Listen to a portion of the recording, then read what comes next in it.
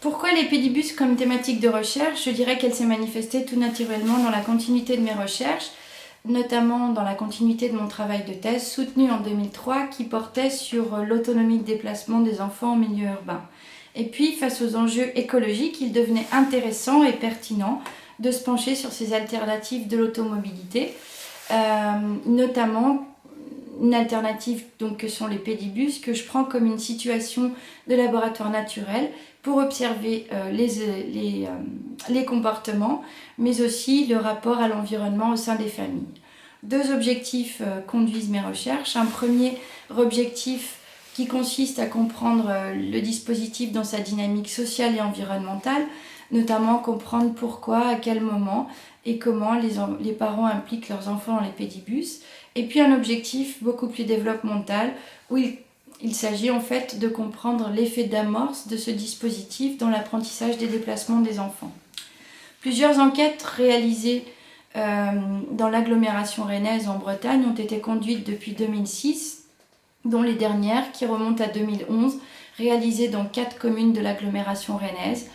C'est pourquoi tous les points que je vais pouvoir aborder ici doivent bien être circonscrits à ces environnements particuliers. Quelques indicateurs que l'on pourrait utiliser pour mesurer les bienfaits ou les retombées des pédibus. Tout d'abord, dans le registre environnemental, on pourrait s'intéresser à la question des voitures aux abords des écoles, cette évolution. D'un point de vue sur le plus long terme, on pourrait s'intéresser à la durabilité des pratiques, notamment essayer de voir si les pédibus ont une quelconque répercussion sur les déplacements alternatifs, notamment, et d'autres pratiques pro-environnementales. D'un point de vue sanitaire, l'éveil des enfants avant d'arriver à l'école, très souvent observé par les parents, les accompagnateurs, mais aussi et surtout les enseignants, l'appétence à de nouvelles activités physiques. Et puis sur le plan éducatif, ce qui est un peu souvent la dimension oubliée, voir comment ce pédibus peut avoir un rôle à jouer dans l'apprentissage du déplacement, mais aussi dans la construction de la représentation spatiale des espaces.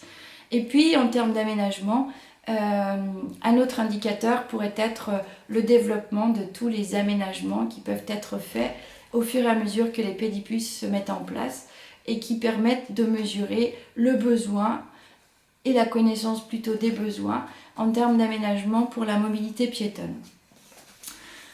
Quelques points forts ressortent de mes recherches. Ces points forts du côté des parents sont que les parents impliqués constituent des groupes sociaux très homogènes, de catégories sociales plutôt intermédiaires ou supérieures.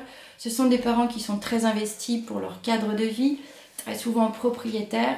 Ils sont par ailleurs très impliqués dans l'école, dans l'éducation des enfants. Et ils ont un temps de travail plutôt flexible, ce qui leur permet donc de s'investir. On remarque aussi que les pédibus les plus pérennes sont ceux dont l'initiative est partie d'un processus ascendant vis-à-vis des pouvoirs publics. Du côté des enfants, je dirais que les pédibus sont des situations, des moments, des espaces-temps de socialisation importants pour aider l'enfant à arriver en douceur à l'école et commencer ses apprentissages. S'ils ne sont pas des tremplins pour l'autonomie, ces pédibus, ils sont néanmoins des manières très fortes d'inscrire les enfants dans l'espace public de par cette organisation spatiale, temporelle, mais aussi sociale.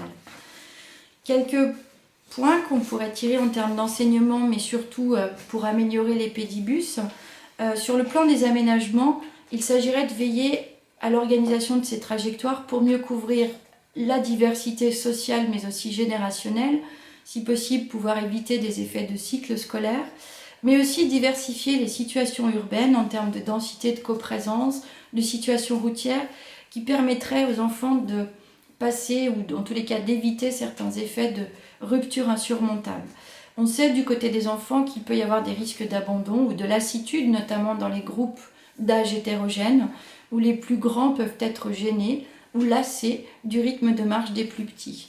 C'est pourquoi on pourrait imaginer des suites à cette alternative de pédibus à travers le vélobus par exemple, qu'il serait une manière de varier des situations routières et de permettre ou de renforcer des apprentissages encore plus nombreux, notamment liés à l'usage de la route et l'apprentissage de la sécurité routière. Du côté des parents, la faible implication tient de plusieurs raisons, mais une est le manque de coordination entre leurs propres horaires liés au travail et les horaires de passage du pédibus. C'est pourquoi on pourrait imaginer une meilleure coordination parfois des horaires de passage du pédibus avec les horaires de passage des transports en commun, par exemple. Notons également que si l'implication des parents est très forte, là où l'importance du cadre de vie est la plus souvent liée, on va dire, au rapport à l'environnement des parents, notons une forte politisation qui est importante, ça c'est un fait, mais qui peut avoir des conséquences parfois à amener des phénomènes de rejet ou d'autocensure de la part de parents qui souhaiteraient s'y investir, mais qui ne se reconnaissent pas dans ces groupes organisateurs, du fait de cette plus forte politisation. Enfin, l'implication des municipalités est un autre point important. Il s'agit de savamment doser cette implication. Et un point fort qui est souvent redit par les parents est que le pédibus ne se transforme pas en un service public, mais bien en un échange de services basé sur le soutien et la participation. Maintenant, dernière question, est-ce que ces pédibus pourraient être un outil d'intégration, on va dire, au sein des quartiers ? Je dirais, de par les observations que j'ai déjà pu faire dans certains pédibus, oui. Les populations ne sont pas que des parents du côté des accompagnateurs. Des personnes âgées s'investissent dans l'accompagnement des enfants. Et du côté des enfants, on peut rencontrer, et ça a été le cas dans une ligne de pédibus que j'ai pu observer, des enfants qui peuvent avoir un handicap.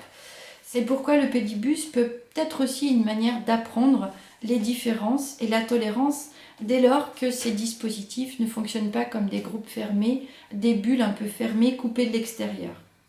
Enfin, l'intégration peut aussi dépasser le simple déplacement et un pédibus peut très bien s'élargir à d'autres formes d'initiatives en termes de lien social qui iraient des fêtes de quartier à des temps d'échange, des pique-niques ou des marches dominicales.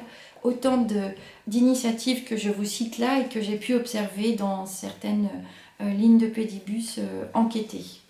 C'est pourquoi donc cette implication visant certaines formes d'intégration vis-à-vis de quelques populations spécifiques, elle peut être importante dès lors qu'on organise ces lignes et qu'on les travaille avec soin en amont pour essayer de diversifier les populations qui pourraient s'impliquer dans ces dispositifs.